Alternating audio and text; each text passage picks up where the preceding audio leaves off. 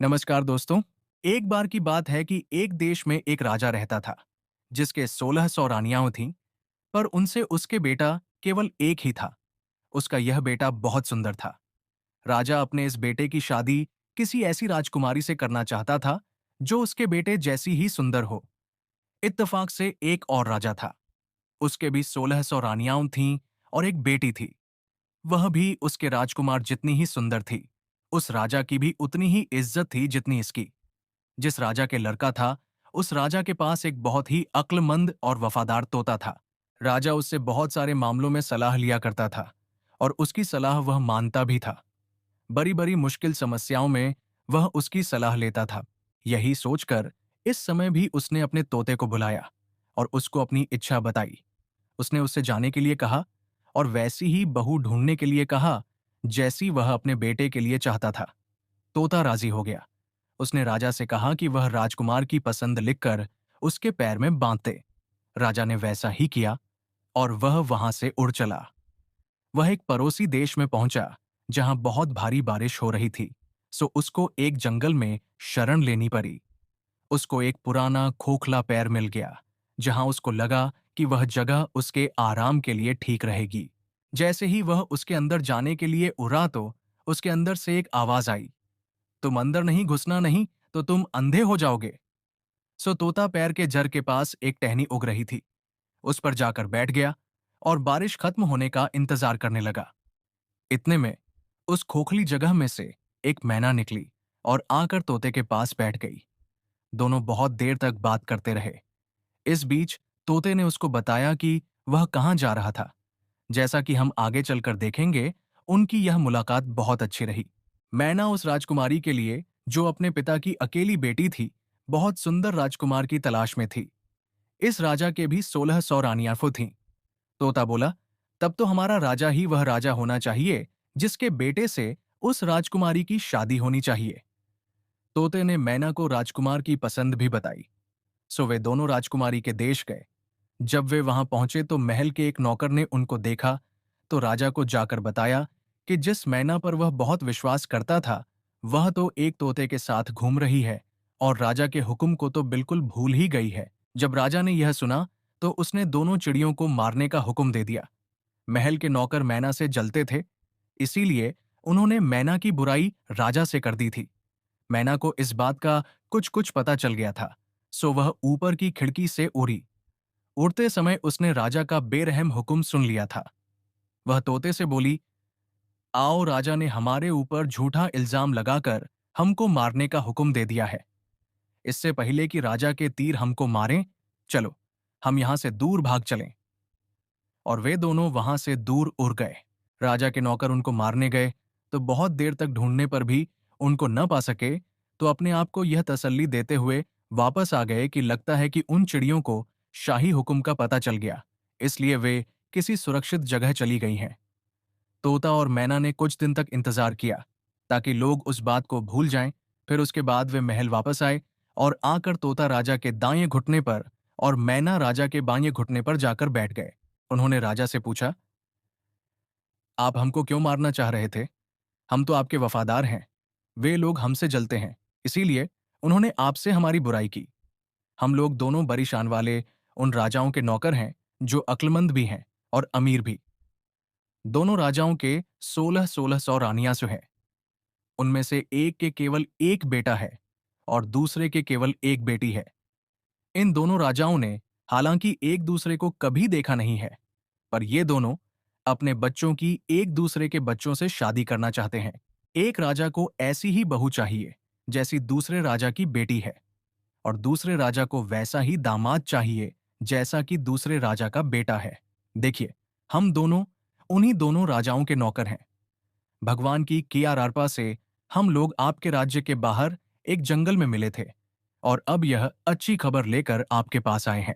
यह कहकर तोते ने अपना पैर राजा की तरफ बढ़ा दिया जिसमें राजकुमार की पसंद लिखी हुई थी। वह सब पाठ कर राजा को आश्चर्य भी हुआ और खुशी भी। पहले तो उसको चिड़ियों पर विश्वास ही नहीं हुआ, फिर दोनों का एकसापन देखकर उसे उन पर विश्वास हो गया। उसने तस्वीर लेकर अपने शाही स्नान खाने 40 में भेज दी और अपनी 1600 पत्नियों से कहा कि वे उस तस्वीर को देखकर बताएं कि वह अपनी राजकुमारी के लिए उस राजकुमार को पसंद करती हैं या नहीं। कुछ दिन बीत गए, पर तस्वीर वापस नहीं आई। राजकुमारी को तो वह तस्वीर इतनी पसंद आई कि वह उसको अपने हाथ में ही लिए रखती। खैर, कुछ दिन बाद जनान खाने से जवाब आया कि राजकुमार सबको बहुत पसंद है। अब उसकी शादी जल्दी ही हो जानी चाहिए, क्योंकि राजकुमारी तो राजकुमार को देखे बिना जी ही नहीं पा रही है। जैसे ही यह जवाब राजा के पास पहुंचा, तो राजा ने तोते को यह कहकर वापस भेज दिया कि वह अपने मालिक से कह दे कि राजकुमार की मनपसंद लड़की मिल गई है और वे 4 महीने के अंदर अंदर शादी के लिए यहां आ जाएं। तोते ने आदर के साथ राजा को झुककर नमस्कार किया और अपने देश उड़ गया। अपने देश पहुंचकर उसने राजा को अपनी यात्रा की सफलता के बारे में बताया। राजा यह सुनकर बहुत खुश हुआ। उसने तुरंत ही इस शानदार मौके को शानदार तरीके से मनाने का हुक्म दे दिया। राजकुमार के लिए सबसे कीमती और बढ़िया कपड़े बनवाए गए। घोड़ों के लिए बहुत शानदार जीन बनवाई गई। सिपाहियों की भी नई और बढ़िया यूनिफॉर्म बनवाई गई। बहुत सारे तरह की भेंटें जैसे अनमोल हीरे जवाहरात, बढ़िया कपड़े, मुश्किल से मिलने वाले फल, कीमती मसाले और बढ़िया किस्म के इत्र इकट्ठा किए गए। हर चीज को याद कर करके इकट्ठा किया गया। महीने जल्दी ही गुजर गए। इतनी तैयारियों में समय कब निकल गया पता ही नहीं चला। पर अफसोस, शादी के कुछ दिन पहले ही राजकुमार का पिता बीमार पड़ा और मर गया। परिवार वालों के लिए यह एक बहुत बड़ा धक्का था। राजकुमार को अपना जाना टालना पड़ा, क्योंकि ऐसे समय पर वहां से चलना उसका अपने पिता का अपमान करना दिखाता था। सो उसने कुछ समय तक इंतजार किया। जैसे ही उसके पिता की मौत का अफसोस का समय बीता, वह वहां से चल दिया। तोते ने उसको रास्ता दिखाया।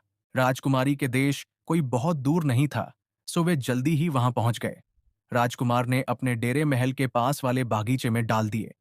अगर राजकुमार उस बागीचे में न घुसा होता तो अच्छा होता, क्योंकि वहां उसका तोता मर गया। उस वफादार चिड़िया को वहां के माली ने मार डाला, क्योंकि वह कुछ खजूर तोड़कर राजकुमार की तरफ फेंक रहा था। जैसे ही राजकुमार के ऊपर यह मुसीबत आई, उसके कुछ देर बाद ही उसने सुना कि राजकुमारी के पिता ने अपनी बेटी की शादी उससे करने से इनकार कर दिया, क्योंकि उसका पिता मर गया था। बागीचे में डेरा डालने के कुछ दिन बाद ही राजकुमारी बाहर सैर करने के लिए अपनी पालकी में जा रही थी कि इत्तेफाक से वह उसी रास्ते से गुजरी जिस रास्ते पर वह बागीचा था। उसने बागीचे पर नजर डाली तो वहां राजकुमार को देखा, तो वह उसे पहचान गई, क्योंकि उसकी तस्वीर अभी भी उसके पास थी। उसने उस समय तो उससे कुछ नहीं कहा और अपनी पालकी ढोने वाले कहारों को वापस महल चलने के लिए कहा। उसको अपना प्रेमी मिल गया था। उसी समय से उसको सब कुछ बहुत अच्छा लगने लगा। शाम को खाने के समय उसने अपने खाने में से आधा खाना खाया और बचा हुआ आधा खाना राजकुमार की तस्वीर के साथ राजकुमार को भेज दिया। उसने अपनी नौकरानी से कहा कि वह राजकुमार से कहे कि वह उसे खा ले, और अगर वह न खाए तो उसमें अपनी उंगली घुसा दे। नौकरानी ने वैसा ही किया। राजकुमार ने खाना नहीं खाया, तो नौकरानी ने उसको खाने की प्लेट में उंगली घुसाने के लिए कहा। जब उसने प्लेट में रखे चावल में अपनी उंगली घुसाई, तो वहां उसको अपनी तस्वीर मिली। उसने सोचा कि राजकुमारी तो मुझे प्यार करती है। ऐसा सोचकर उसने अपने हाथ पोंछे एक चिट्ठी राजकुमारी के नाम लिखी और उसे नौकरानी को देकर वापस भेज दिया। जब राजकुमारी ने वह चिट्ठी पढ़ी, तो उसके मन में राजकुमार से मिलने की इच्छा ने जोर पकड़ लिया। उसने आधी रात को अपना घोड़ा तैयार करवाया, अशर्फियों से भरा एक थैला लिया और उस बागीचे की तरफ चल दी जहां राजकुमार ठहरा हुआ था। राजकुमार तो उसको देखकर आश्चर्य में पड़ गया। राजकुमारी बोली, तुम आश्चर्य में मत पड़ो। मैं तुम्हें बहुत प्यार करती हूं और इसीलिए मैं छिपकर तुम्हारे पास आई हूं। मेरे पिता तुमसे मेरी शादी की इजाजत नहीं देंगे। चलो, अपना घोड़ा तैयार कर लो और मुझे अपने साथ अपने देश ले चलो। वहां हमारा कोई कोई कुछ नहीं बिगाड़ सकेगा। सो दोनों घोड़ों पर सवार होकर राज्य से बाहर की तरफ चल दिए। कुछ घंटों तक तो वे काफी तेजी से चले, पर फिर एक पैर के नीचे आराम करने के लिए लेट गए। अगले दिन सुबह तरोताजा होकर वे फिर से अपनी यात्रा पर चल दिए। वे लोग बहुत दूर नहीं गए थे कि उनको घोड़े पर सवार 7 डाकू मिल गए। राजकुमार बोला, चलो हम तेजी से भाग चलते हैं, क्योंकि हम इनसे लड़ नहीं सकते। सो दोनों ने अपने अपने घोड़ों को एयर लगाई और उनको भगा दिया। पर डाकू भी घुड़सवारी में होशियार थे और उनके घोड़े अब भी अभी निकले थे। थके नहीं थे, सो वे भी उनके पीछे पीछे भाग लिए। राजकुमार बोला, इस तरह भागने से कोई फायदा नहीं है। वे हमारे पास ही आ रहे हैं। अब हम क्या करें? राजकुमारी बोली, तब हमें उनका डटकर मुकाबला करना चाहिए। कहकर वह अपनी जीन पर बैठी बैठी ही पीछे की तरफ मुड़ गई और एक तीर उन डाकुओं पर चलाया। फिर दूसरा, फिर तीसरा, और इस तरह से उसने 7 तीर चलाकर सातों डाकुओं को मार डाला। खुशी खुशी वे अपनी यात्रा पर फिर से आगे बढ़ चले। उस रात वे आराम करने के लिए एक गांव में रुके। उस गांव में एक जिन्न रहता था। जिन्न के एक बेटा था जिसका केवल आधा शरीर था। इसी गांव में राजकुमार और राजकुमारी एक तालाब के किनारे रुक गए।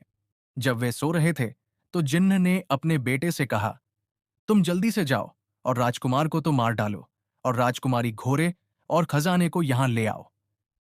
बेटा यह सुनकर बहुत खुश हुआ कि अब उसको खून पीने को मिलेगा। बस उसने अपना काम खत्म किया ही था कि राजकुमारी जाग गई। उसने चारों तरफ देखा तो उसको अपना प्रेमी मरा पड़ा दिखाई दिया और एक बदसूरत आधा आदमी उसकी लाश के पास खड़ा था। यह सब देखकर वह डर गई। फिर भी वह हंसकर बोली, अच्छा हुआ तुमने उसे मार दिया। अब तुम मुझे अपने साथ ले चलो और मुझसे शादी कर लो, पर पहले इस मरे हुए शरीर को कहीं गाड़ दो, तब हम यहां से जाएंगे। तुरंत ही एक कब्र खोदी गई। उस आधे आदमी ने राजकुमारी को उसे देखने के लिए बुलाया तो उसने कहा, अरे यह तो बहुत छोटी है थोड़ी, और गहरी खोदो। जिन्न के बेटे ने वह कब्र 1 फुट गहरी और खोद दी। राजकुमारी बोली, यह तो अभी भी छोटी है। जिन्न के बेटे ने कब्र और चौड़ी और गहरी खोद दी।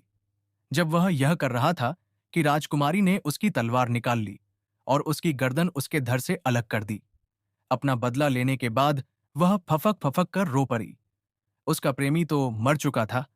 उसने उसकी लाश ली और उसको तालाब के किनारे तक ले गई। अब वह वहां बैठकर रोने लगी। यह उसके लिए बड़े दुख का समय था। उसको लगा कि वह भी मर जाती तो अच्छा था। जब वह वहां बैठी रो रही थी तो इत्तेफाक से वहां से एक साधु की पत्नी गुजरी।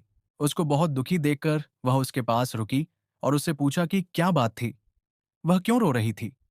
राजकुमारी ने राजकुमार की लाश की तरफ इशारा करते हुए उसे बताया कि वह क्यों रो रही थी। स्त्री बोली, बेटी धीरज रखो, शायद मैं तुम्हारी कुछ सहायता कर सकूं। तुम तब तक यहीं इंतजार करो जब तक मैं वापस लौट कर आती हूं। कहकर वह वहां से चली गई। घर जाकर उस स्त्री ने अपने पति को राजकुमारी का सारा हाल बताया और उससे राजकुमार को जिंदा कर देने की प्रार्थना की। साधु बोला, अफसोस, वह जगह तो शैतान औरत और उसके भयानक बेटे की है। मैं अभी राजकुमारी के पास जाता हूं और उसको तसल्ली देने के लिए राजकुमार को जिंदा करता हूं। साधु तुरंत ही राजकुमारी के पास गया तो वह तो सहायता का इंतजार ही कर रही थी जो साधु की पत्नी उससे वायदा करके गई थी।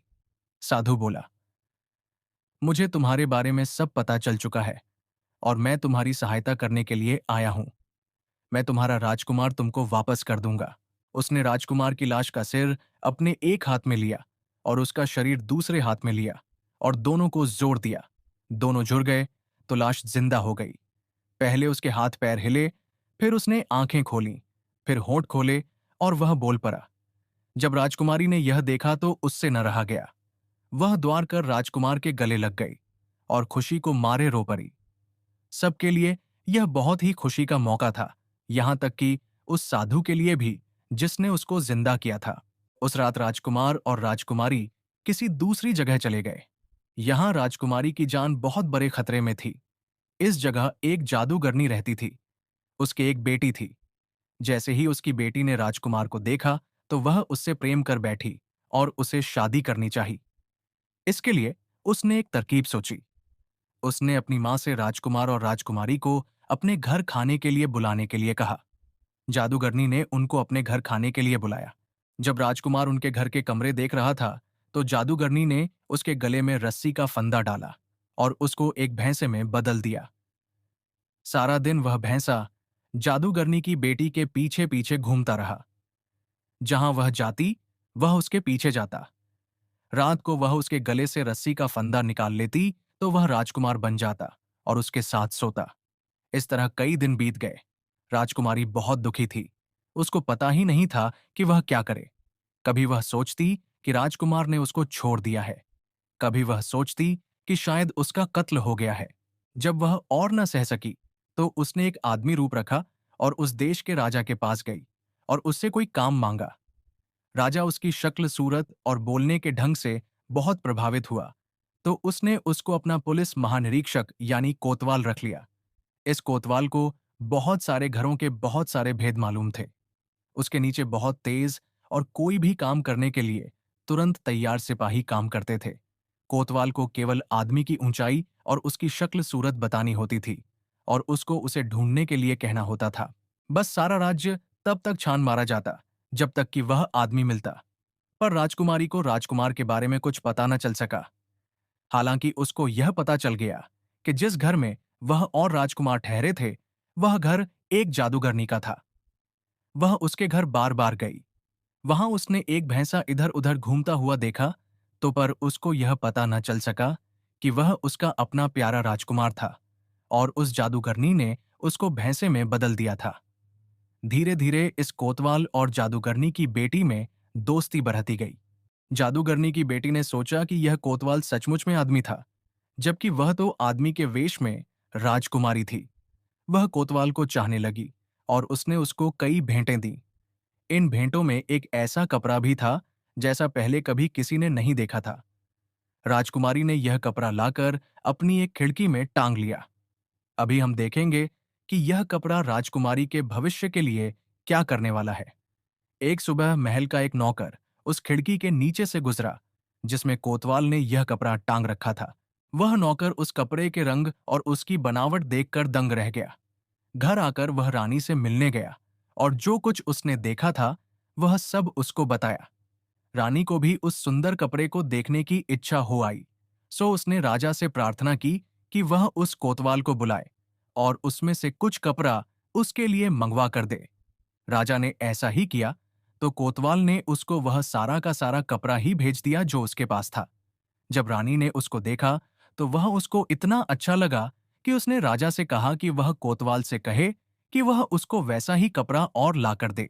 जब राजा ने रानी का हुक्म कोतवाल को सुनाया, तो उसने कहा कि यह काम जरा मुश्किल है, पर वह अपनी पूरी कोशिश करेगा।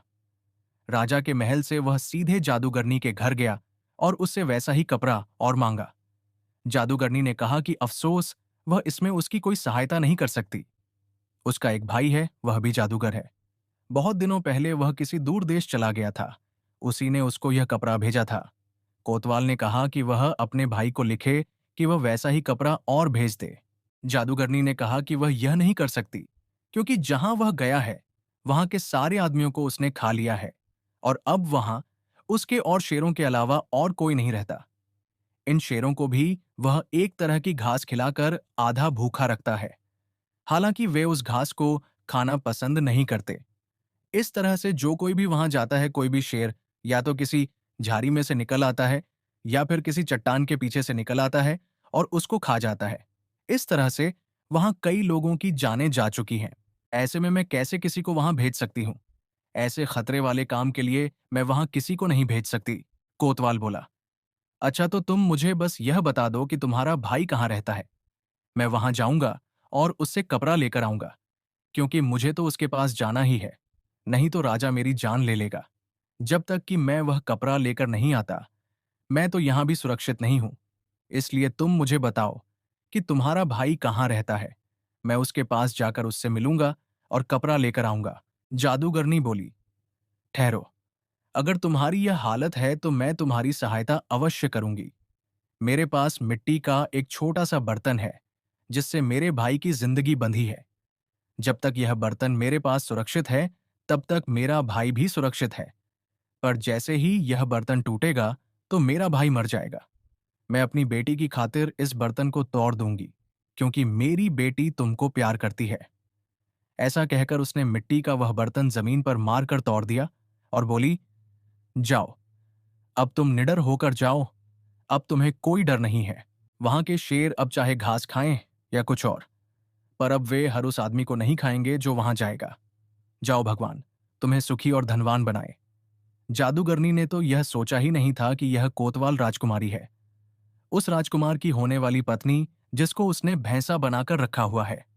अगली सुबह राजकुमारी ने थोड़े से सिपाही लिए राजा से जाने की इजाजत मांगी और अपने काम पर चल दी। उस देश में पहुंचकर उसने तुरंत ही जादूगर का घर ढूंढा, जो उसे जल्दी ही मिल गया। उसके घर में वैसे कपड़ों के बहुत सारे ढेर लगे हुए थे। इनके अलावा वहां और भी बहुत सारा खजाना था। राजकुमारी ने उसका वह सारा कपड़ा और खजाना लिया और राजा के महल की तरफ लौट चली। राजा उसके इस काम से इतना खुश हुआ कि उसने उसको बहुत सारी भेंटें दी और उसको अपना वारिस घोषित कर दिया। कुछ साल गुजर गए, राजा मर गया। अब वह कोतवाल उस राज्य पर राज कर रहा था। उसको कुछ कुछ पता चल गया था कि राजकुमार को क्या हुआ था, सो उसने अपने राज्य भर के सारे भैंसों को अपने सामने पेश होने का हुक्म दिया। सारे भैंसे एक जगह आकर इकट्ठे हुए। राजकुमारी ने खुद ने उन सबकी जांच की। वह उनसे बोली, पर उनमें से किसी भी भैंसे ने उसकी बात का जवाब नहीं दिया और न उसको पहचाना।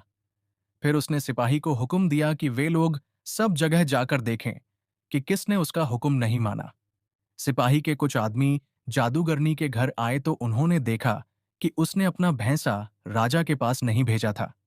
उन्होंने भैंसे को रस्सी से पकड़ा और राजा के पास ले गए। जादूगरनी ने उसकी जादुई रस्सी को अपने हाथ में पकड़े रखने की बहुत कोशिश की, पर सब बेकार। सिपाही ने उसको छोड़ा ही नहीं। वे उस भैंसे को रस्सी से पकड़कर जादूगरनी से दूर ले गए।